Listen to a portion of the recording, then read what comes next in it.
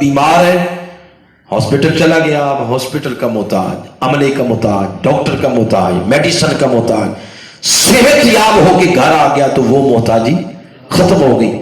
آپ محتاج ہے کھانے کے، بھوک لگی ہے تو کھانے کے محتاج، کھانا کھا لیا تو وہ پھر اب محتاجی ختم ہو گئی۔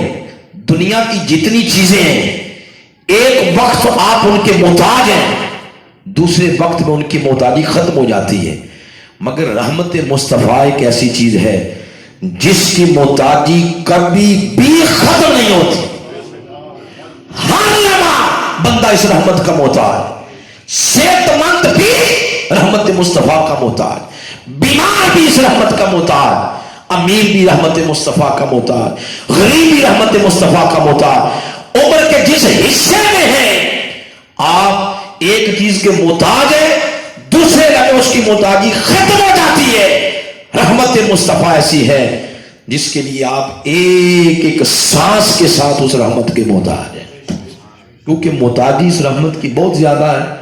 اللہ پاک نے سب سے زیادہ پیدا بھی اس رحمت کو کیا ہے۔ وما ارسلناک الا رحمت للعالمین۔ ہمارے ہاں تو کہا جاتا ہے کہ ہم محتاج صرف کس کے ہیں؟ بولو اللہ کے۔ اگر اسی کو اصول لے لیا جائے اور اپنا لیا جائے تو آگے آپ تھوڑے دنوں بعد شدید سردی شروع ہو جائے گی تو بندے کے سویٹر، کوٹیاں، شوٹیاں یہ سارا کچھ اتروا لیں، اس کو لگے سردی تو وہ کہے کہ یہ مجھے دیں، مجھے سردی لگی ہے، تو کہیں آپ تو اللہ کے محتاج ہیں، اس کی محتاجی تھوڑی ہے۔ لگ سمجھ جائے کہ توحید ہوتی کیا ہے۔ اسی طرح بندہ پانی پینے کا محتاج ہے تو پیاس لگے اسے نہ پانی دے کہ آپ اللہ کے محتاج ہیں، پانی کے محتاج تھوڑے۔ وہ کہے گا بابا مجھے پیاس لگی ہے، مرے جا رہا ہوں، آپ کون سی باتیں کر رہے ہیں؟ تو اس سے یہ پتا چلا کہ بندہ چھوٹی چھوٹی چیزوں کا محتاج ہے، پانی کا محتاج، کھانے کا محتاج، لباس کا محتاج، ایک چھوٹی چھوٹی چیزوں کی محتاجی ہے۔ تو نئی محتاجی تو حضور کی رحمت کی محتاجی نہیں، یہ کون سی توحید ہوگی؟ پتہ یہ چلا محتاج بندہ پانی کا بھی ہے، محتاج بندہ کھانے کا بھی ہے، مگر ایک وقت میں تھا، دوسرے وقت ان چیزوں کی محتاجی ختم ہو گئی۔ سردیوں میں ان کی محتاجی ہے، گرمیوں میں ان کی محتاجی ختم ہو گئی۔ سردیوں کا لباس گرمیوں میں نہیں، گرمیوں کا سردیوں میں نہیں، مگر ایک چیز وہ رحمت مصطفیٰ، جو کنڈیشن ہو، جو موسم ہو، جو سال ہو، جو خطہ ہو، جو جہاں ہو، اس رحمت کی محتاجی کبھی بھی ختم نہیں ہوتی۔ اس رحمت کا نام ہے محمد مصطفیٰ صلی اللہ علیہ وآلہ وسلم۔ پھر منٹ رہ گئے 15، تو دوڑ دوڑ کے تھوڑا سا نتیجہ خیز پوائنٹ پر بھی پہنچنا ہے۔ پھر یہ جو رحمت ہے اس کا ٹائٹل کچھ اور چیزوں کو بھی دیا گیا ہے، صرف 2-3 چیزیں وقت کی نزاکت کو دیکھ کر۔ رحمت بولے ذرا، پھر بولیں رحمت۔ بیٹی کو بھی رحمت کہتے ہیں، بیٹا نعمت اور بیٹی رحمت ہے، یہ رحمت ہے۔ یہی وجہ آقا علیہ السلام نے فرمایا جو بچوں کی پرورش صحیح طریقے سے کریں۔ حضور آقا علیہ السلام کی زبان پاک سے ایک مجلس میں الفاظ یوں ادا ہوئے، جس نے 2 بچوں کی پرورش کی، اچھی پرورش کی، اچھی جگہ شادیاں کی، ان کی تمام کفالتوں کا وہ کفیل ہوا، تو حضور نے فرمایا وہ شخص روز قیامت میرے اتنے ہی قریب ہوگا جتنے میرے ہاتھ کی 2 انگلیاں آپس میں قریب۔ یہ عزت دی آقا علیہ السلام نے بیٹیوں کو، بیٹی رحمت ہے۔ اور پھر ایک حضور کی بیٹی بھی ہے، لخت جگر مصطفیٰ خاتون جنت فاطمہ زہرا علیہ السلام، وہ بھی ہم سب کے لیے رحمت ہے۔ اور روز قیامت پتہ چلے گا جب خاتون جنت کی شفاعت سے ہم جیسے گناہگاروں کی بگڑیاں بنیں گی۔ تو اللہ نے بیٹی کو، آقا علیہ السلام نے بیٹی کو کیا فرمایا؟ یہ کیا ہے؟ رحمت۔ ایک حدیث کے لفظ ہیں، فرمایا بیٹی جہنم اور والدین کے درمیان رکاوٹ بن جائے گی، نہیں جانے دے گی دوزخ میں بیٹیاں جو ہیں، کیونکہ بیٹی رحمت ہے۔ لیکن یہ رحمت ہی اگر زیادہ ہو جائے، 6-7 بیٹیاں ہو جائیں تو والد گھبرا نہیں جاتا؟ پھر دعائیں ہونا شروع ہو جاتی ہیں کہ اللہ ہون دینے تو پتر دے، تو پھر دعائیں، پھر چڑھاوے، پھر منتیں، پھر یہ سب کچھ شروع ہو جاتا ہے رحمت. لیکن جو جو تعداد بڑھتی گئی بندہ گھبراتا گیا. تو اگر ایک ہی بیٹی ہو تو اگر وہ ایک اللہ سب کی بیٹیوں کو سلامت رکھے, بچی کسی جگہ کچی جگہ پاؤں رکھ دے تو فیملی کے لیے رسوائی کا باعث بن جائے, تو اس وقت بھی والدین کیا کہتے ہیں کہ ادھے نال تے چنگا سی یہ نہ ہی ہوتی. تو کہا گیا ہے اس کو رحمت, مگر ایک موقع ایسا بھی آتا ہے کہ رحمت کی بجائے یہ کیا بن جاتی ہے, زحمت بن جاتی ہے یہ رحمت. زیادہ ہو جائے بندہ پریشان ہو جاتا ہے. اسی طرح ایک اور چیز بھی ہے, اس کو بھی رحمت کہا گیا, بارش. اس کو کہتے ہیں باران رحمت کا نزول. تو بارش بھی رحمت ہے, مگر بارش ہی اگر زیادہ ہو جائے تو پھر کیا ہوتا ہے, پھر دعائیں مانگتے ہیں یہ رک جائے, مکان گرنے لگ گئے ہیں, ندی نالے پھر یہ سیلاب آ جاتا ہے. زیادہ وہ بھی سنبھالی نہیں جاتی, وہ بھی رحمت کی بجائے کیا بن جاتی ہے, زحمت. حدیث پاک میں مدینہ پاک کے لوگ آ کر اسلام کے پاس حاضر ہوئے, عرض کرتے ہیں حضور دعا فرمائیں, بارش نہیں ہو رہی تو یہ جانوروں کی ہڈیاں نکل آئی ہیں, فصلیں کوئی نہیں, آپ دعا فرمائیں. حضور نے دعا فرمائی, چھما چھم بارش برسی, کئی روز برستی رہی, کئی روز. تو صحابہ کرام حاضر ہوئے, عرض کرتے ہیں حضور اب دعا فرمائیں, رک جائے, مکان گرنے لگ گئے. حضور نے دعا فرمائی, یا اللہ مدینہ پاک کے ارد گرد برستی رہے تو میرے شہر سے اس کو اٹھا لے. ہے رحمت, زیادہ ہو جائے تو یہ بھی سنبھالی نہیں جاتی.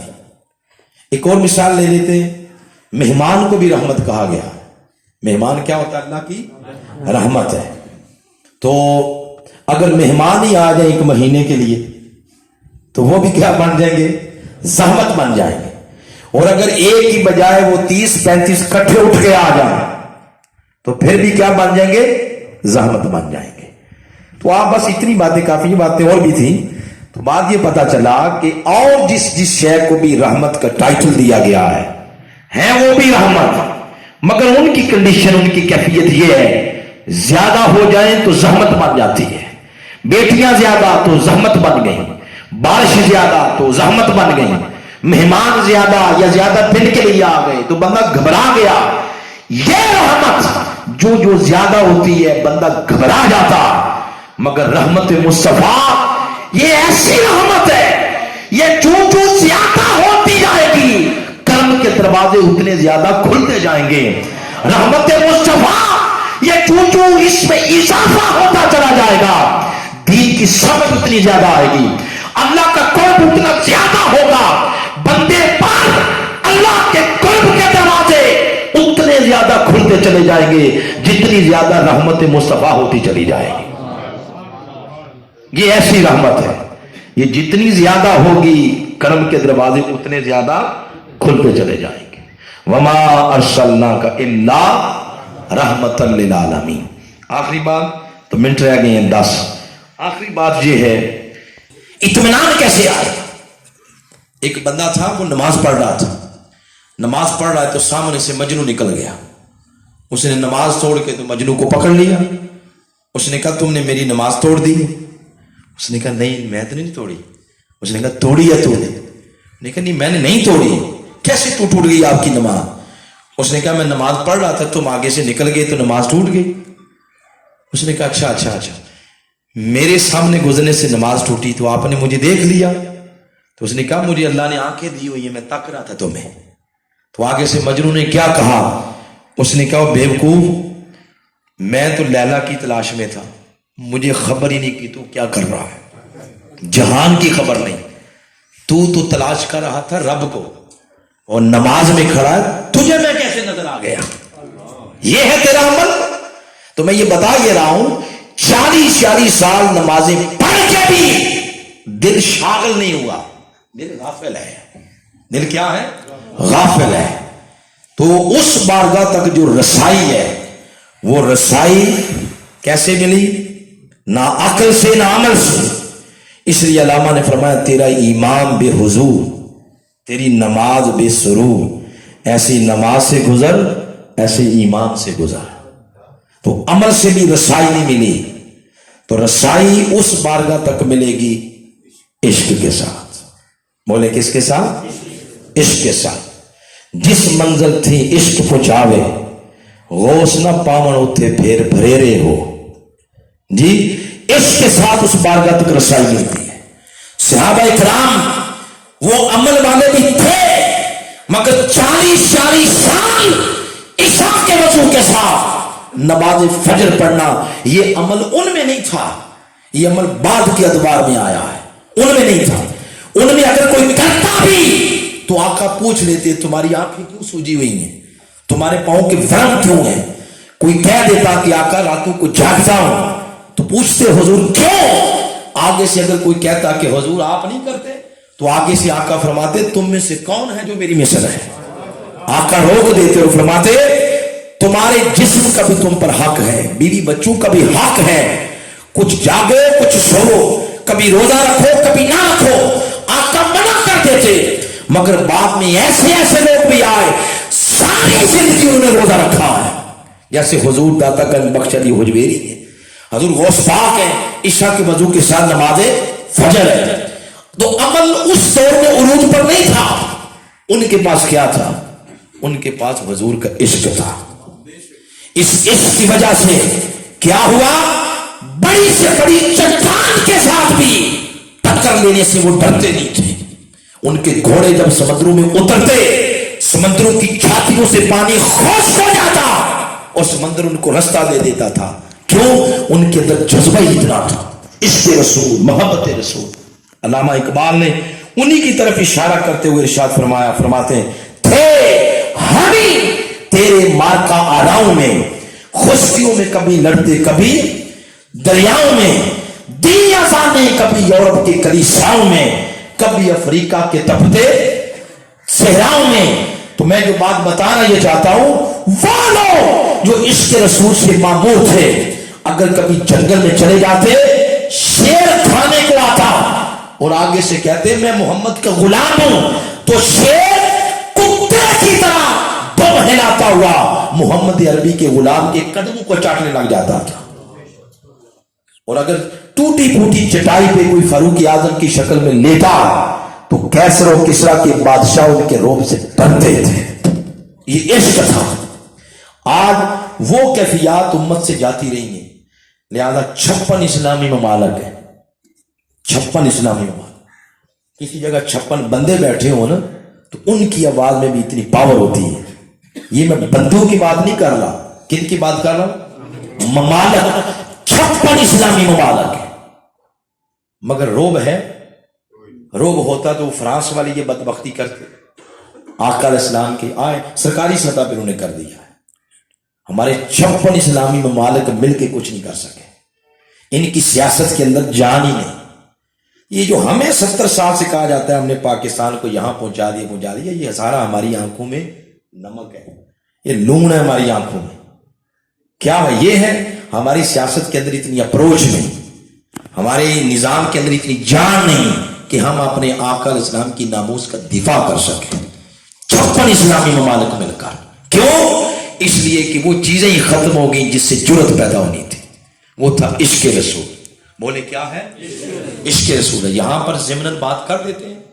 अल्लामा खादिम हुसैन रिजवी साहब, उनका कल रात विसाल हुआ है, तो चले वो जितनी भी कर सके कर तो सके हैं जी। जितनी ताकत थी, जितनी इस्तिताअत थी, उन्होंने किया, पहरा दिया।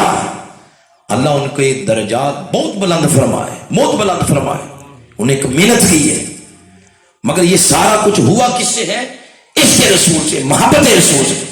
56 इस्लामी ममालिक दुनिया को कोई मैसेज नहीं दे सके, लेकिन एक वक्त का मुजद्दद मर्द कलंदर ऐसा भी है जिसके कलम के अंदर इतनी पावर है, उसने 200 इस्लामी ममालिक के सदूर को ये लेटर लिखा है कि तुम्हें शर्म करनी चाहिए, हया आनी चाहिए तुम्हें। उस प्यारी हस्ती के बारे में इतनी बात करते हो जिन्होंने जो निजाम दिया, इस्लाम पूरी दुनिया के अंदर इस्लाम जैसा मजहब कोई नहीं है। इस्लाम का दिया हुआ निजाम किसी के पास ऐसा नहीं है। देने वाले वो मोहम्मद मुस्तफा हैं। तो तुम्हें शर्म आनी चाहिए, इतनी हस्ती के बारे में तुम इस तरह की बातें करते हो। उनका नाम डॉक्टर मोहम्मद ताहिरुल कादरी है। एक अकेला बंदा 56 इस्लामी ममालिक की सियासत पर हावी है, वजनी है। क्यों? اس لیے کہ انہوں نے اپنی ساری زندگی ہی عشق رسول، اس کی خیرات دنیا میں بانٹنے میں گزار دی ہے. ان کی بات شروع بھی یہاں سے ہوتی ہے، بات ختم بھی یہاں پر آ کر ہوتی ہے. انشاءاللہ ایک وقت ایسا آئے گا جب یہ ترانے وہ پرانے دور کی یادوں کے انشاءاللہ ان کی یاد تازہ ہوگی. وقت آئے گا جب دنیا سے طاغوت کے پرچم سب نیچے آئیں گے اور حسنین کریمین کے نانا جان کا پرچم سب سے انشاءاللہ بلند ہوگا. وہ 2 منٹ صرف اوپر ہوئے آدھے گھنٹے سے، تو میں یہاں پر اپنی گفتگو کو ختم کر رہا ہوں. بارے دیگر محترم حافظ صاحب کا شکریہ ادا کرتا ہوں.